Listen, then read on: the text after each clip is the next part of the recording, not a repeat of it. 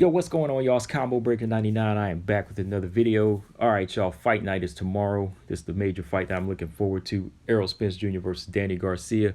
Back with my quick breakdown prediction for this fight. This is going to be a good fight, man. You know, Errol Spence, as you know, he's been out of the game for almost 14 months since that, terrible car accident.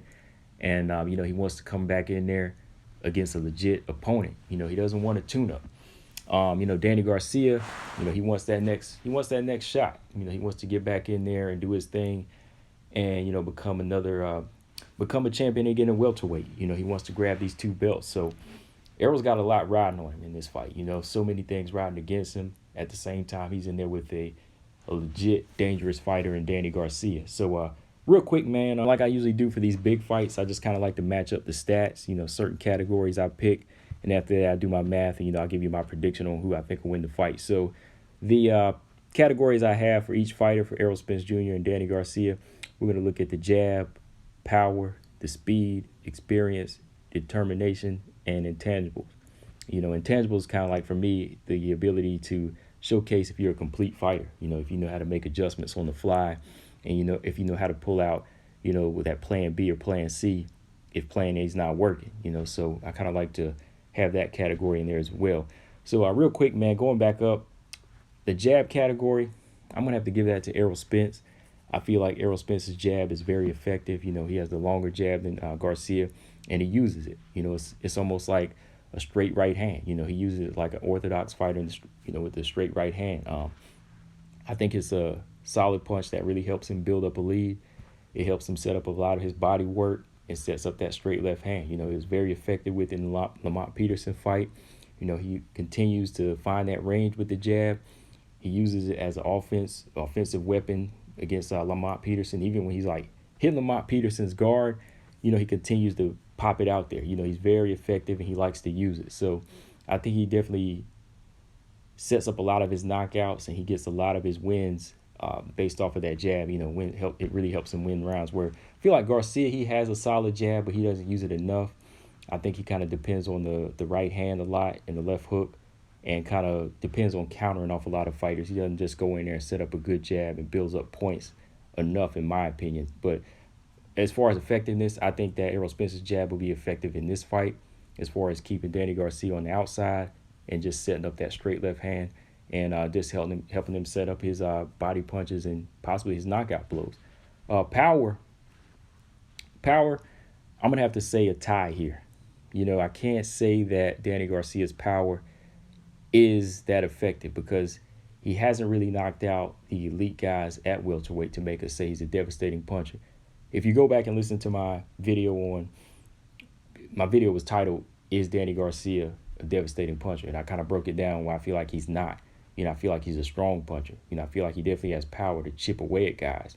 And that's the same thing I feel like Errol Spence has. Errol Spence has the ability to break you down, beat you up, and then get you out of there. But at the same time, I feel like he could still knock a guy out cold if you stick your chin out there. Certain type of guys, just come straight in. He still has that kind of power to drop you. But if you look at it all in all, Errol Spence's power is very effective towards the later rounds. It stays effective. Whereas I feel like Danny Garcia, he can beat you up, but it really comes down to him just chipping away and then scoring that knockout cold shot if he continues to just, tear you down. That's why I got to say that I have to give both of these guys the power edge because their power is both going to, be a big factor. Danny Garcia is not going to want to walk into Errol shots, and the same can be said for Errol Spence. Speed, I'm going to give that to Errol Spence. I feel like Errol Spence definitely has faster feet, and he's very quicker with his head movement and hands. Danny Garcia is very quick to move his head. He does those little subtle moves with his shoulders, upper body movements, but I feel like he doesn't have the footwork, very flat-footed, very stationary.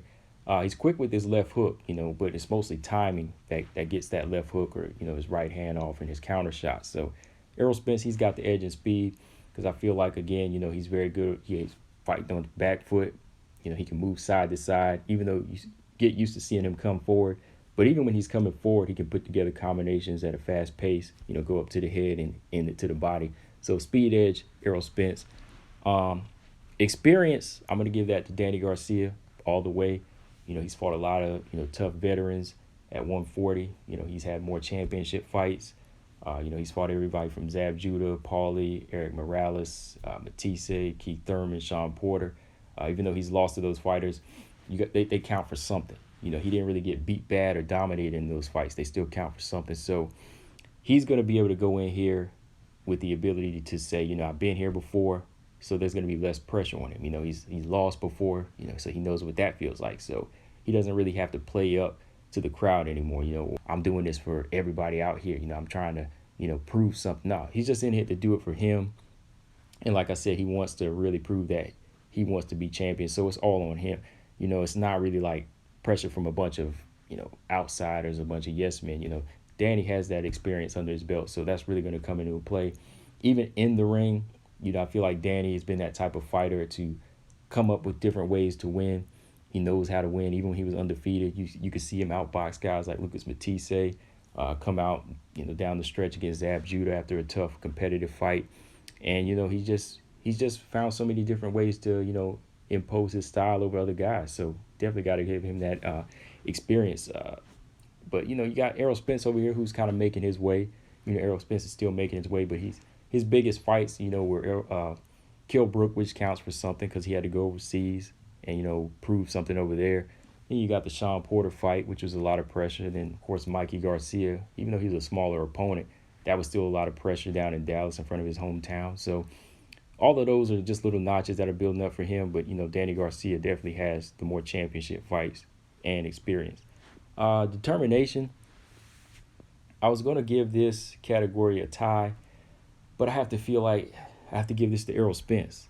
You know, I think Errol Spence, after coming off a car accident like this, most guys would want to go in there against a C or a D level opponent, but he wants to go in there with Danny Garcia, who can be a devastating puncher for him after coming off an accident. You know, he could be that the hits could really be effective to him, but hey, he could have taken a tune-up, but he said, no, I want this fight. So I really got to give Errol Spence that edge for determination because his mindset is still the same. You know, he said, hey, I want to pick right back up where I left off. I don't want to tune up.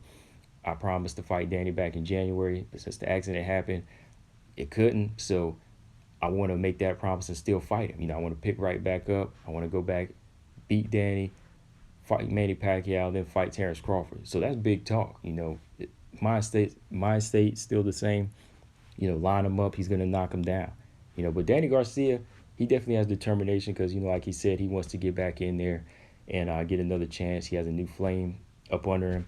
But also, you know, I feel like since he said, you know, at the press conference that he called out Errol Spence just this year or, you know, just been calling him out over a year, that kind of lets you know that maybe it was because of what he saw in the Sean Porter fight, you know. So there's also that there. So I feel like Errol Spence, his determination is much more genuine. So I give that category to Errol Spence. Intangibles and overall kind of being a complete fighter. I'm going to say, well, intangibles. I'm going to just focus on intangibles. I'm going to say that's a tie. I'm going to give that to both fighters because I feel like Danny Garcia, he's been able to find ways to win. And that was something I always said about him when I first seen him win his first belt. You know, he's always looking for that way to win. You know, he's going to make that adjustment to finally catch up to you. Whether he's getting outboxed by Amir Khan, he's going to eventually time you. You know, if he's getting outboxed, it almost looked like he was dominated by Keith Thurman. Second half of the fight, he made it very competitive. You know, Sean Porter showed him respect. So he's always looking for a way to win. He's always game.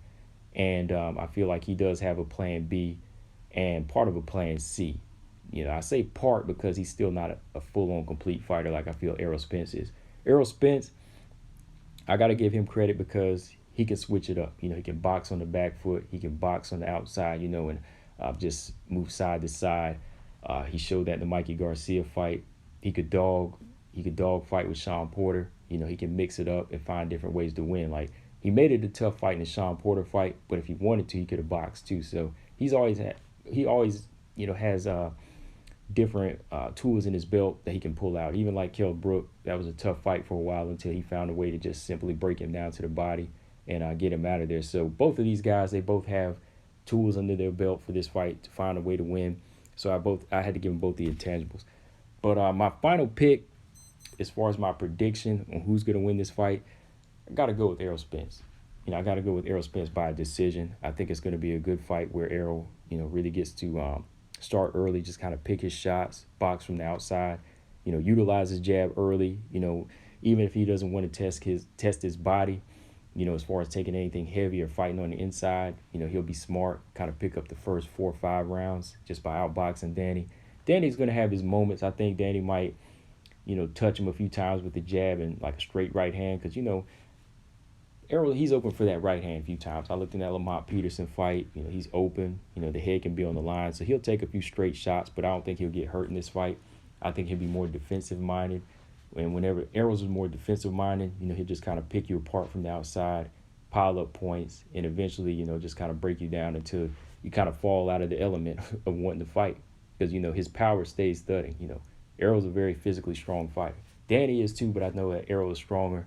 And he gets stronger as the fight, progresses. So I think second half of the fight, Errol's going to, really fall into a groove, start working that body, just picking Danny apart. Danny's going to show him respect.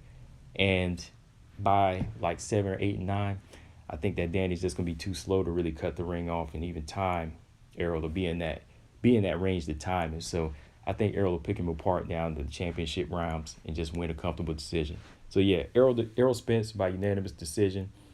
And I think he's just gonna put on a very good clinic. Honestly, I don't see this being a back and forth slugfest at any moment. There's probably not gonna be any knockdowns. I think that it's gonna be just a high tense chess match. But yeah, man, that's all I got on this one, guys. Like I said, I'm going with Errol Spence in this one. Let me know, guys, who y'all think's gonna win this fight. I'll see y'all after fight night with my post-fight analysis video for this one. Combo Breaker 99. I'm out. Peace.